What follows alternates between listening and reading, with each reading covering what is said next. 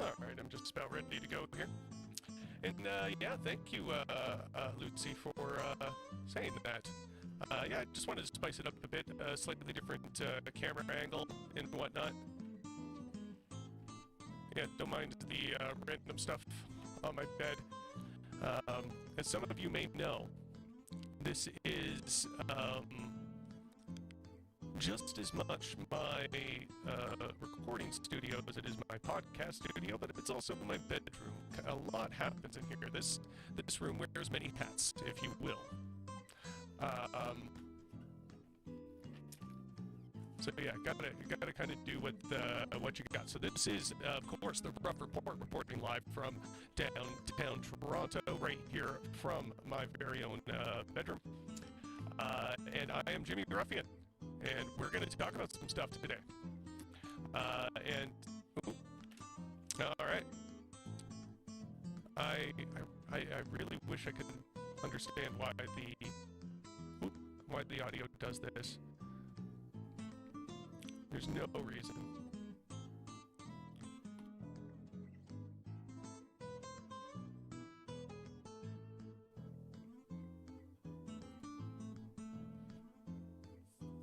Okay, hopefully that fixed it. It usually does.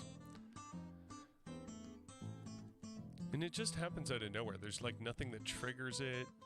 It's not that, like, you know, the audio peaks and then it just kind of starts doing it from there. Yeah, it's really strange. I thought you might appreciate that.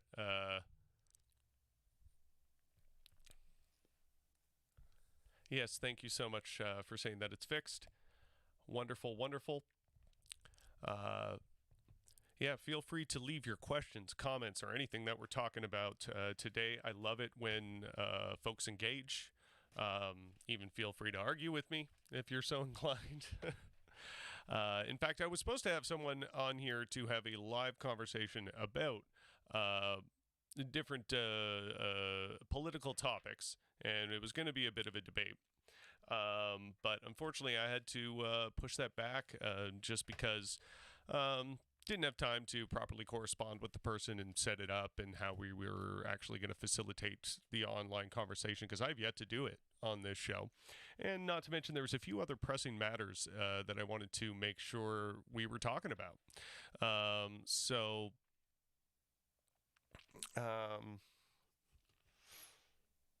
Yeah.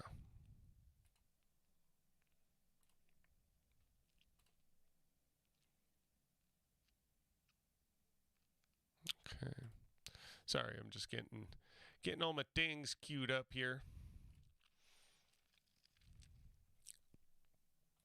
All right, first and foremost, the story I wanted to talk about the most today is, of course, what's going on in Nova Scotia. And let me tell you, it's not very good, folks. I don't know. Like, stuff has been so rapid fire tragic this year in particular. It almost seems to happen every election year. You know what I mean? Like 2016, remember 2016 and how kind of like a crap year that was in a number of ways for everybody. A lot of people, you know, it was one of those things that was notable for celebrities dying, like the beloved celebrities, public figures that were kind of unanimously liked, not particularly controversial people. But then it was a bad year for a lot of people in a lot of ways. And then here's 2020, 4 years later, and we're at it again. So wonderful. Yeah, with everything going on this year, it's hard to kind of, I don't know, articulate horror. I don't know how to necessarily do that when the horror is constant and you don't want to downplay or overstate one over the other in some capacity. Yeah, I don't know, man. It is it's pretty wild. So I'm just trying to wrap my head around what is going on in Nova Scotia? So the RCMP arrest. Oh no, that's the kind of connecting story I wanted to go to. But the first one is this one.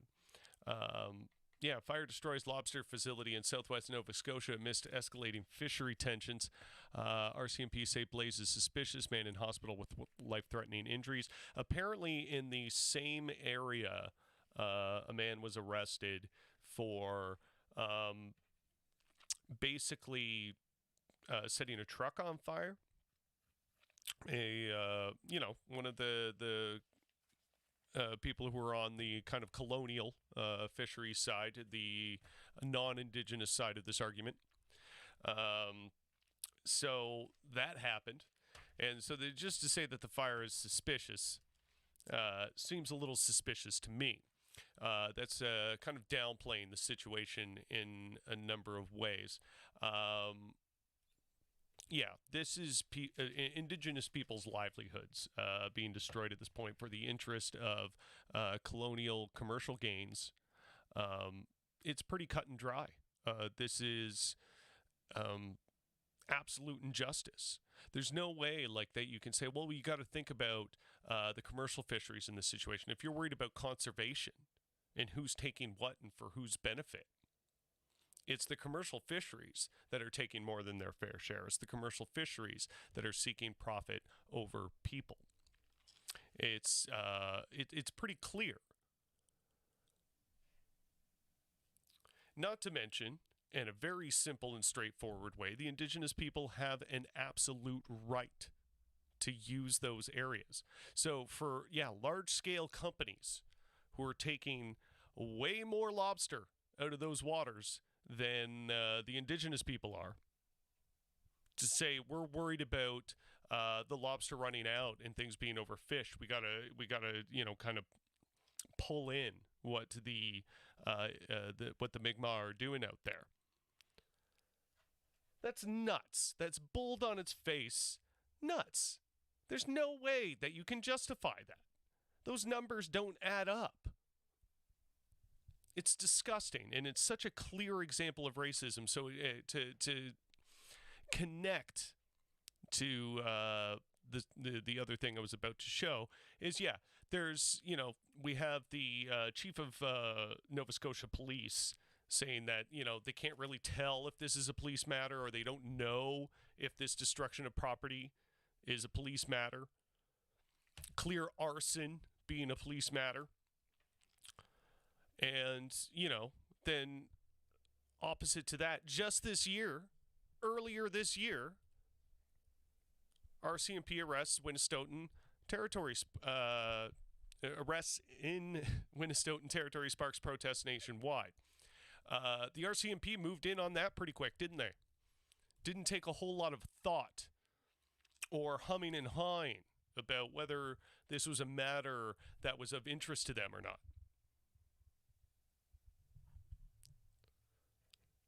If you cannot see the clear difference in treatment here, you are being willfully ignorant. I don't know how else to put this.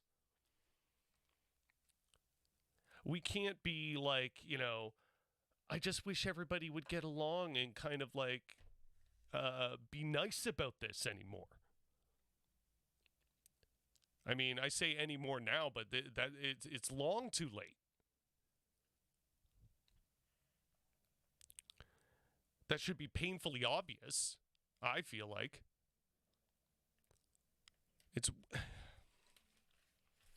like I said, with everything that has been so horrible this year, I just find it so difficult to articulate this horror. The clear difference in treatment for these people. And that we, as the kind of colonial population, can't plainly see what's happening. It's nuts. You got to be willfully looking the other way. You have to be. There's no other way. Like, what reasonable explanation could you have for the actions, violent actions, that have been taken against the indigenous people and on the by the RCMP, not only historically but recently in the case that I just showed, and then the violence they're enduring on the hands of the commercial fisheries and the people that work for them, and then the RCMP doing nothing about that when it is clear injustice and crime, or RCMP and local police alike, clear difference in how the legal system is applied, depending on what demographic you are in. It's disgusting and unforgivable. And I am so glad that we have an NDP leader in Jagmeet Singh who is calling it just that. He isn't mincing words about this. He isn't being nice about it. He isn't being Justin Trudeau about it, where it's, oh, gee, we're going to heal these wounds. No, Jagmeet's kind of like calling it for what it is. And I hope he continues that momentum and that people encourage this and get behind the NDP. I'm going to be a bigger NDP pusher this year or over the next while until our next election. Pretty big, because I see it going in a good direction, and I think we can continue to push it in a good direction.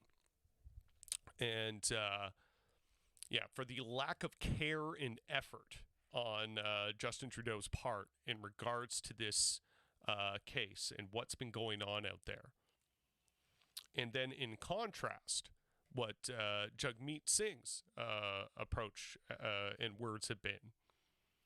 There's two different kinds of energy, and I'm liking Jagmeet Singh's a lot more. And I just hope that's something that other people see and can get behind as well. I don't know about you guys. What are you thinking about Jagmeet Singh and how he's been talking about this and how he has been challenging Justin Trudeau on it? So like there's a picture of some of the the rubble and destruction there. Like this facility was completely destroyed. I mean, I feel like a place like that doesn't just catch fire. It seems pretty unlikely, right? Like that would have to be done intentfully. I mean, I'm not a fire expert, but that seems, that seems like it was done with some intent. Yeah, I've donated a little bit to the NDP. I have signed up to volunteer for them. So I'm looking forward to being a part of that. I mean, you can argue all you want that the NDP is just another kind of example of a liberal pro-corporate party that has played nice to corporations historically, but they're easily our most left party. They're in the best position to go further left and to take the bigger challenges, and they have been ever since they got rid of freaking Tom Mulcair and how milquetoast that guy was. And now they have Jagmeet Singh. It's just been going in better direction. Of course, we all miss Jack Layton, and we want the party of Jack Layton back. And I think that's what we're seeing. And this is going to be like the kind of Corbyn Labour Party in my mind. At least that's what I hope it becomes. I'm trying to be extremely optimistic about it because I feel like at this point, if we're handed extremely good reason or further reason to lack optimism in our democratic system, and in particular our most leftist party, the other results would have to be kind of drastic, right? It would have to escalate from there. But anyway, I digress. Back to the case about what the Mi'kmaq are facing. Mi'kmaq in the, I hope I'm pronouncing that right. I looked up 3 different things on how to pronounce it and kind of listened to CBC And it's like some of these pronunciations sound different to me. I don't know. Anyway, Micmac. Back to that story. Um,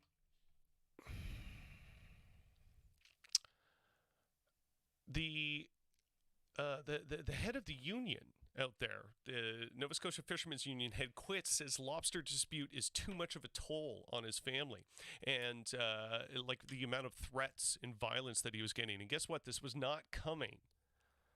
This was not coming from the Indigenous side, the threats against him.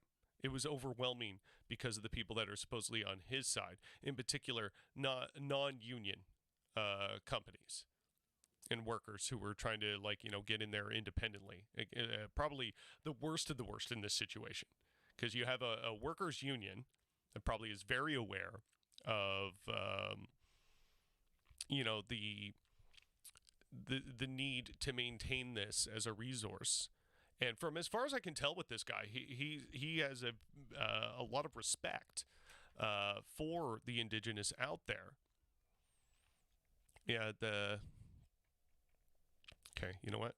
Just for all our benefit, I want to know how to pronounce this. Let's see if we can get a pronunciation. For a lot of things, including like Gaelic and like dead languages, Google will just show you what the pronunciation is. But for some reason, for Indigenous stuff, they don't have that yet. Let's see. Let's see if we can get a audio. Sipekanakati. Sipikanakati. Sipekanakati. All right, there we go. Sipikanakati. Okay. Do we got that? All right. Oop, clicked on the wrong thing. Yeah. He seems like he's, wanting to legitimately do the right thing from the position that he's in. And I think that angered certain people that are supposed to be on his side, so to speak. So, yeah, he ended up stepping down and basically saying, it was not the Indigenous and not so much his union guys, but the others.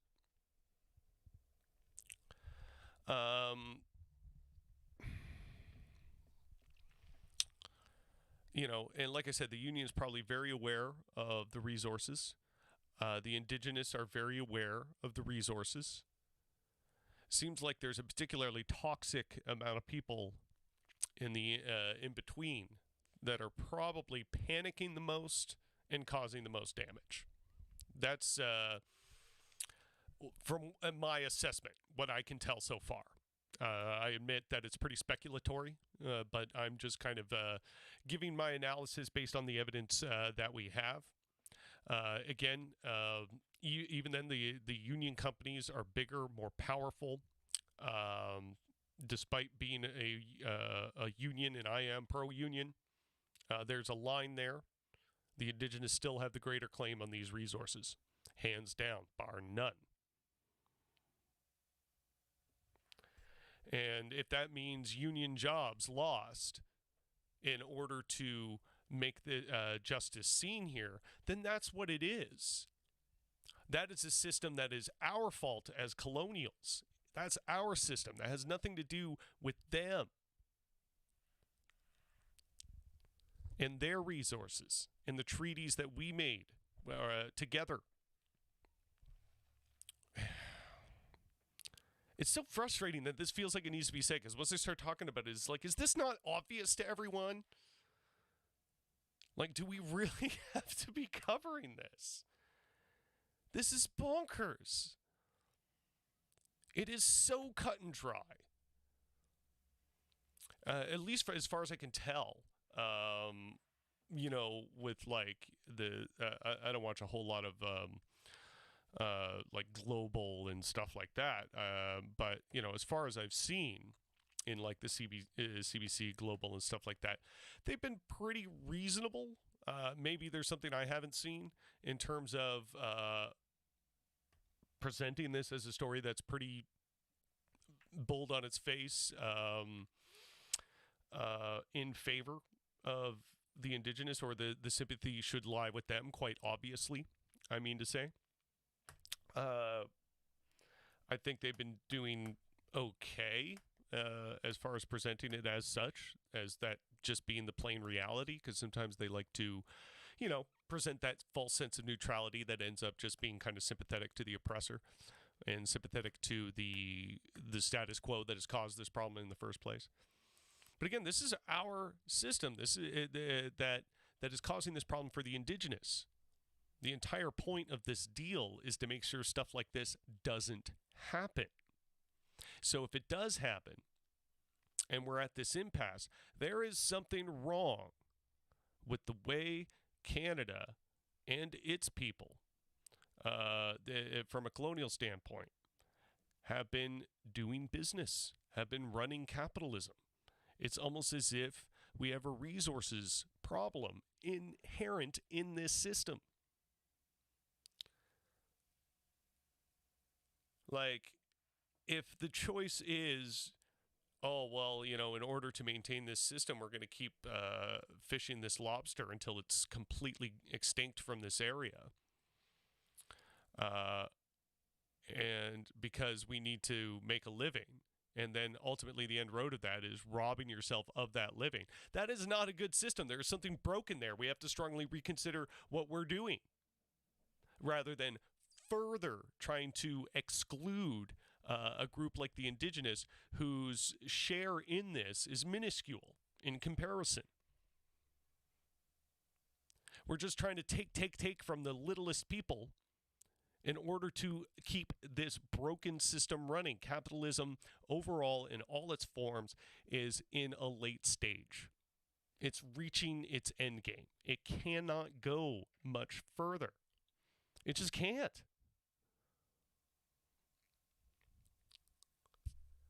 It is consuming itself, quite obviously.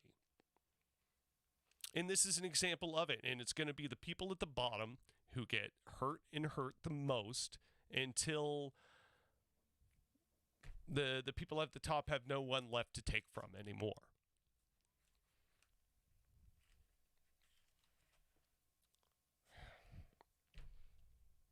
This should be easy. It's so frustrating and disappointing that this isn't easy. Why? Why is the chief of the Micmac out there getting in fights, getting fists thrown at him by white fishermen? What the hell?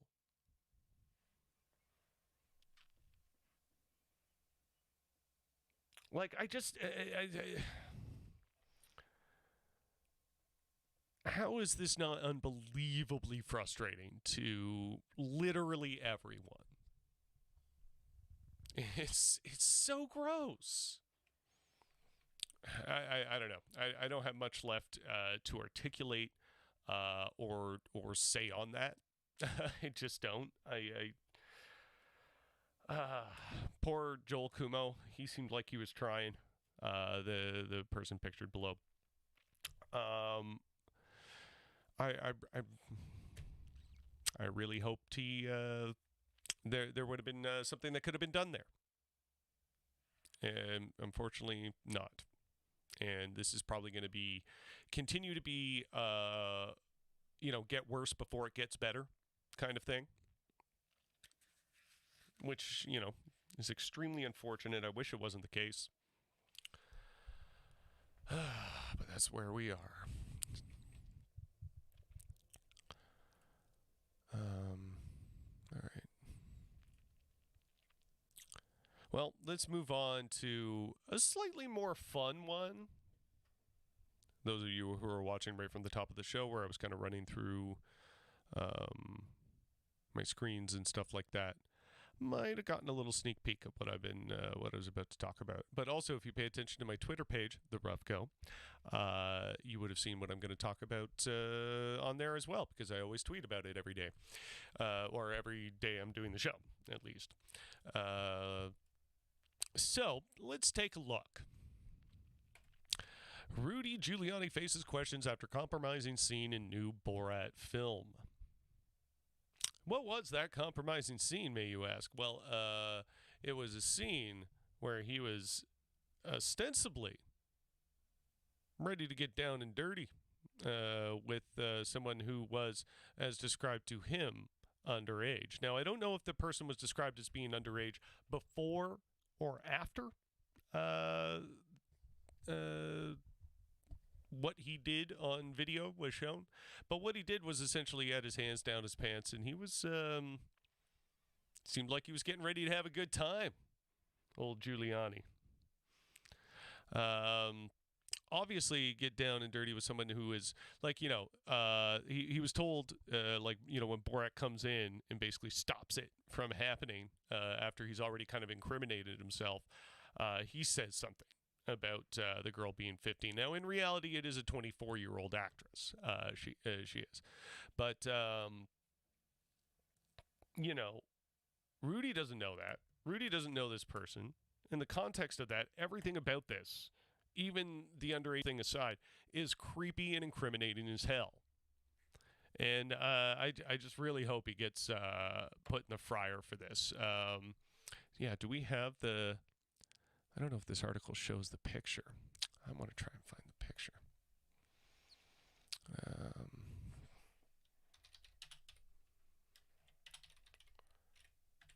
Here we go. Yeah, there it is. Yeah, let's get that pulled up. Open a new tab. Yeah. What ABC this looks like. Okay, so let's blow this up a bit. Okay, so Rudy Giuliani calls Borat scene showing him in a compromising position in hotel room a con fabrication. I mean, it is for, like, a movie, right? So it could be, like, very cleverly set up to look extremely incriminating. I think I'm being too generous there, though. And let's face it, what the public outcry would be if this were a Democrat. If this were somebody that was, just any connection to Democrats whatsoever. If this was not a Republican, let alone the personal lawyer to the President of the United States, what the reaction would be from certain people. They, the QAnon crowd, the extreme Trump crowd, want to believe that, and are programmed to believe, and then thus cyclically want to believe, because it affirms their sense of reality, that the Democrats are the peak of all evil in America. And, I mean, I would say the Democrats certainly aren't helpful. They're not a whole lot of good. There's a lot of negative things to say. But to think that they are the more damaging party than the Republicans is, absolute bullshit. And, of course, there's a whole lot of other discourse you can get in that, but we're keeping it simple and straightforward at the moment here. That just is what it is. There's one party that's obviously worse than the other. That's just, simple. But, yeah, I don't think the Democrats are sunshine and rainbows by any means. But... there's obviously two different media reactions that happen here. And I think it goes to show that for the most part, there's a lot more of a right-wing bias in the media than people want to care to talk about. Because I think the right wing is ultimately more status quo than left, at least as far as the system that's been enforcing American values goes. The kind of worldwide capitalistic hegemony, neoliberalism, if you will. Bunch of jargony words mashed together.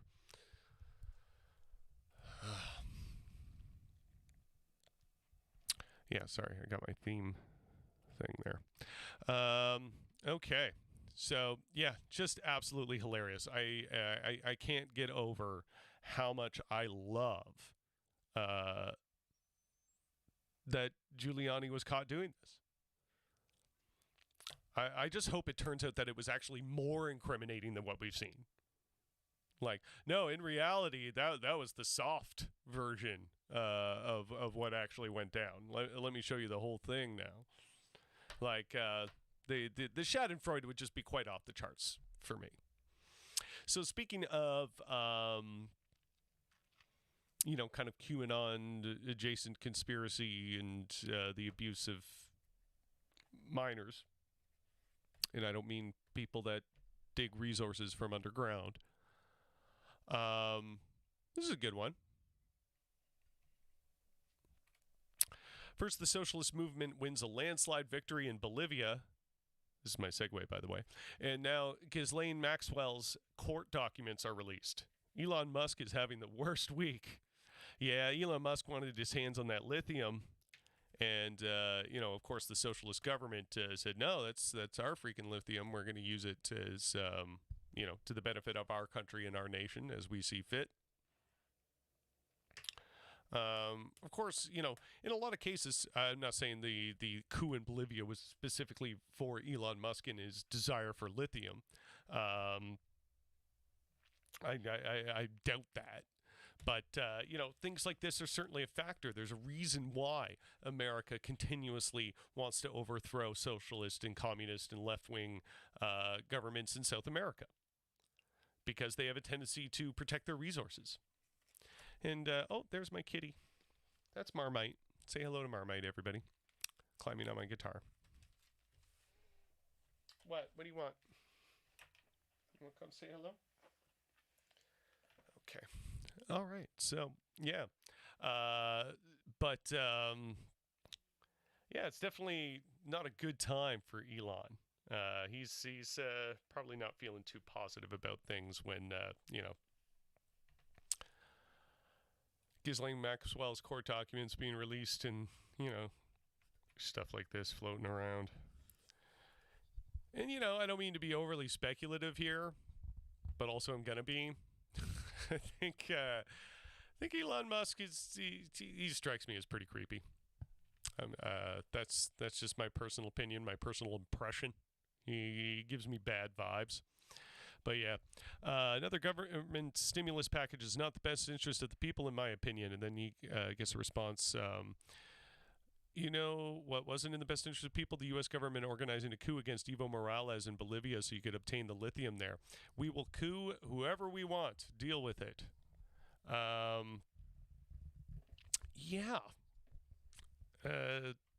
That's a thing, he said.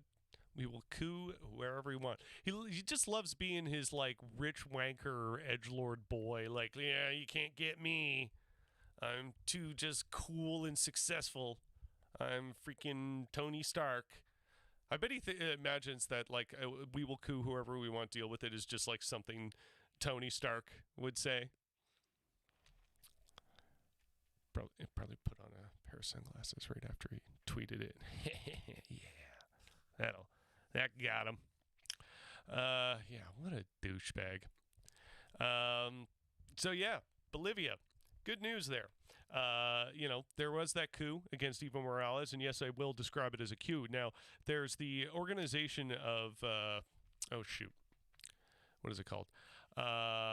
Organization of American States. That's it. And it's a coalition that basically, between America and several South American countries, and I think Canada is in there as well, if I'm not mistaken. It's the... Well, here.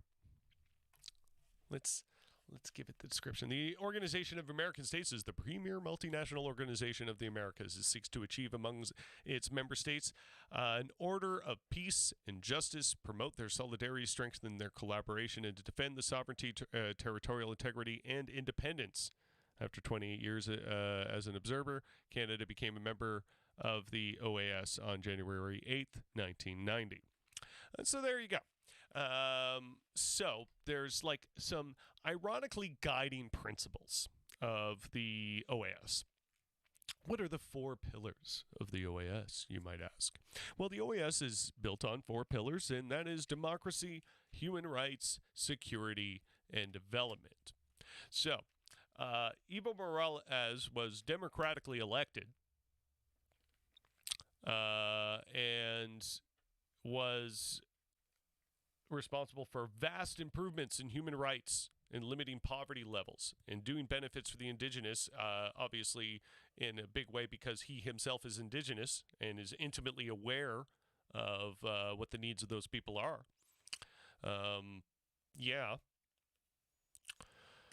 So we got democracy and human rights. Evo Morales is doing it right in those occasions. Security, well, I think those security kind of comes from having those things, right? I don't think they were having a security problem up until the OAS came along. And development. And when you're talking about development, again, getting people out of poverty, good amount of development. I think Evo Morales and his government were kind of hitting all points there, don't you think? You read up anything that is about Evo Morales that isn't specifically American influenced. You find a lot of good, positive stuff. He was generally popular. So the OAS, obviously being influenced by America, its largest and most powerful member, basically created a false story, or a story that there is now quite substantial evidence that it is false, that Evo Morales cheated on the election.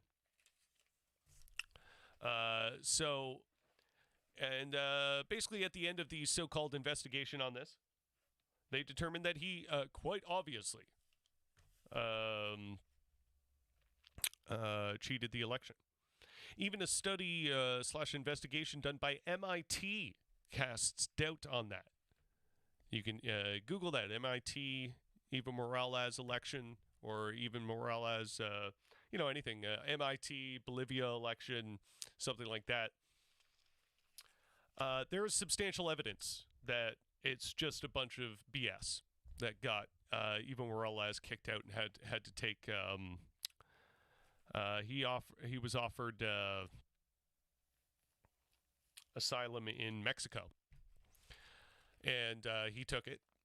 And then there was an interim president who was conservative, and they kind of held to reschedule the elections till the next year, which just happened. And lo and behold, the socialist government, led by a new leader, won again. Well, would you look at that? It's almost like Bolivia legitimately chose Evo Morales' government in the first place.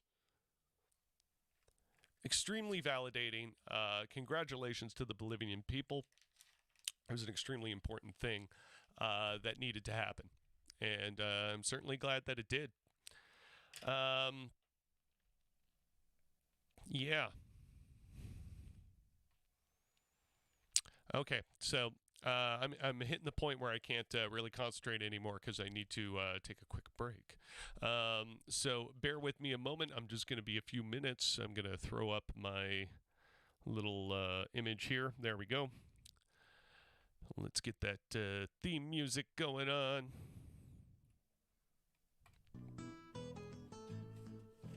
All right, I'll be right back. Just give me a moment.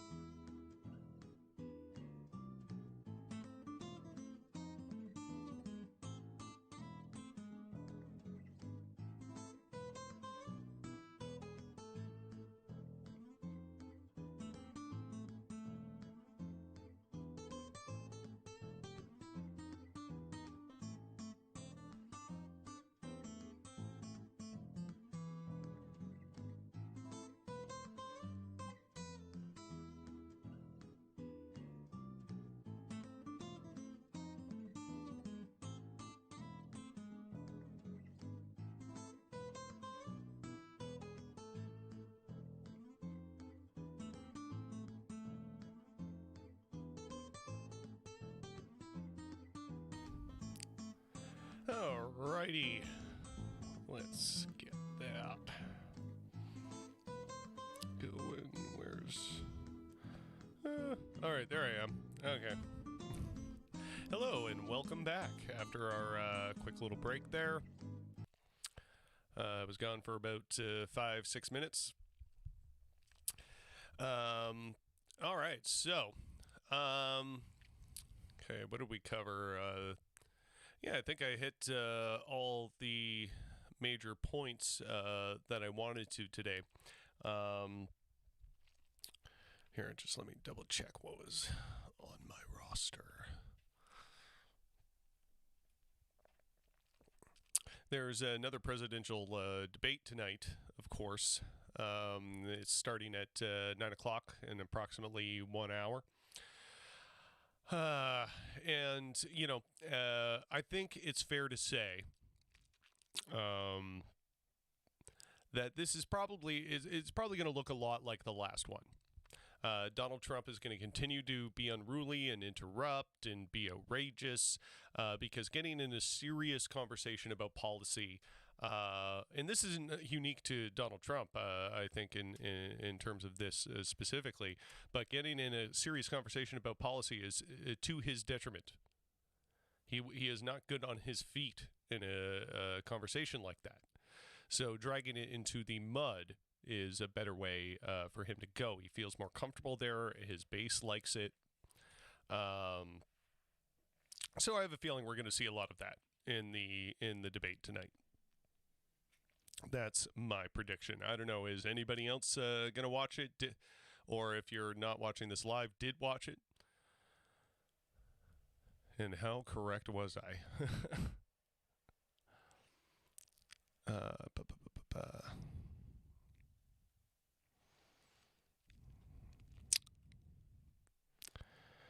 Yeah, so, yeah, got the Bolivia story.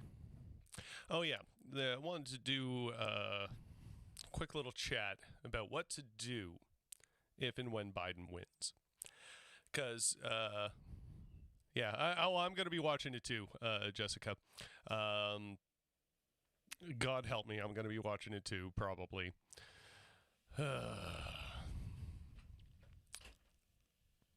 Oh, somebody closed the door. Yeah, but what to do if and when Biden wins? Because there's a lot of talk in leftist circles that they worry that a Biden win is a pacification to the greater amount of people, and thusly is going to harm a movement that will go further left, and that pushing the Democrats further left is simply not something that's going to happen. Just a couple points on that. To say that the Democrats cannot be pushed further left is to say that all activism and protest against things that Biden will do or might do is in effect useless and not going to work. You're kind of being a little defeatist there. I'm not saying you're going to push the Democratic establishment further to the left, but there's certainly action that we can take that will, in effect, keep things from going further right.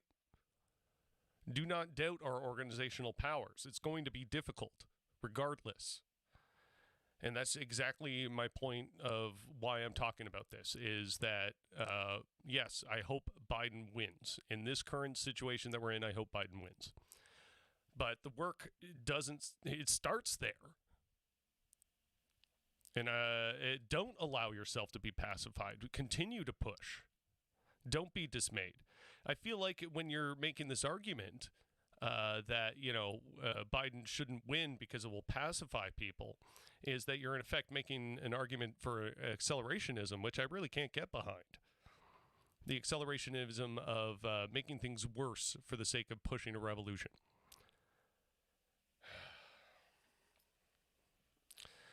Sorry, I'm talking really fast, and I kind of took a big bong toke on my break, so I'm running out of breath here.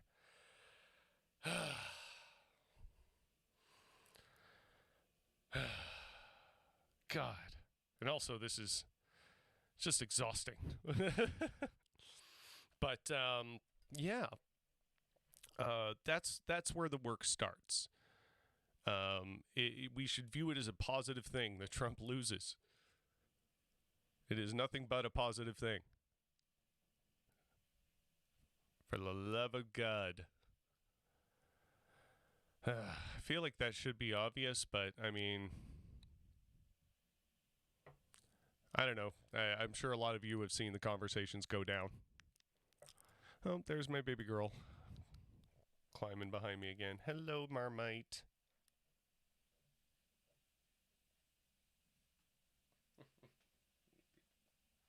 All right.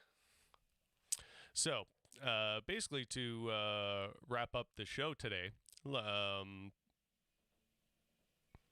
as always, in connection kind of to what I was just saying, continue to build the movement in whatever capacity you can. Connect with the people around you. Don't necessarily make it a hardline stance about what your version of the leftist utopia is going to look like. Just organize people to realize that this system is not working, and it does not work for the benefit of these of the majority of people, particularly working class and the underclass and alike. Continue to reach out to people and connect with them on that level, and talk to them about how there is a system that better represents working class people and better gives people a bottom floor where they don't have to do things like burn down indigenous lobster stock and facilities to feel like you're protecting your job so you can continue to reap a natural resource that you're going to reap into the ground and it will disappear. There is a better system. There is a better way for working people to be protected. And it looks a lot different than constantly making legislature and bills and structures that are to the benefit and the pacification of the upper classes and the people with the most amount of money. Reach out and talk to people about this thing. You don't have to necessarily convince them that, to sign up for Marxism full on. But you can definitely talk to them about how the ideas work, how they are going to work better than what we're currently getting now and what we're seeing now, and that the root of much of the problems that we're seeing now is because of this broken system. Reach out to people and talk to them on that level. Don't even necessarily use the words that they have been indoctrinated to fear, such as socialism and communism. You don't even necessarily have to use those terms. Just talk to them about what the ideas mean and what they are. Educate them. Take the time. And if there's something that you're having difficulty with, that you have questions about, feel free to write into the show. Leave a comment on the video. Send a DM to the Rough Go page on Facebook, or at me on Twitter, at the Rough Go. If you have any questions, there's lots of ways out there that you can receive that are the education and the language that you need to defend this position. So I hope that was helpful in some degree. And let's cue up my music again. I like how I turn green because that video is the green. And here he is, the leader of Antifa, this duck coming at you. CEO of Antifa right there. He's the one signing all our checks.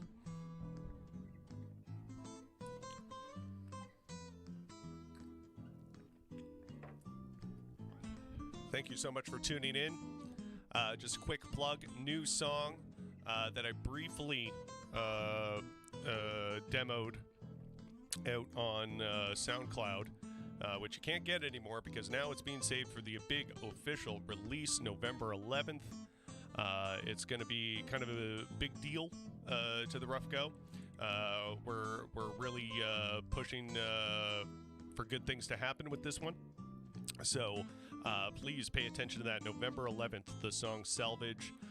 It's something I kind of poured my heart and soul into over the first few months of the COVID lockdown. So I'm really excited about releasing it and the good things that might come of that. So, and thank you so much to the people who have supported that cause so far and continuing to watch this show, continuing to donate to the PayPal campaigns and Patreon. Check out the Rough Go on Patreon, by the way, if you wish to continue to support the show. There's going to be lots of, and the music, and there's going to be lots of bonuses coming up for that I'm going to be posting about. And like and subscribe to this page. I'm going to be posting some more music stuff up here as well, although it is nothing but the Rough Report so far on this channel on YouTube. Like and subscribe on YouTube. All the various platforms that I'm on, it's hard to keep track of them all here. Like and subscribe there. There's going to be music stuff coming up, and of course, the Rough Report. So once again, thank you so much for tuning in to the Rough Report. I am Jimmy Rough.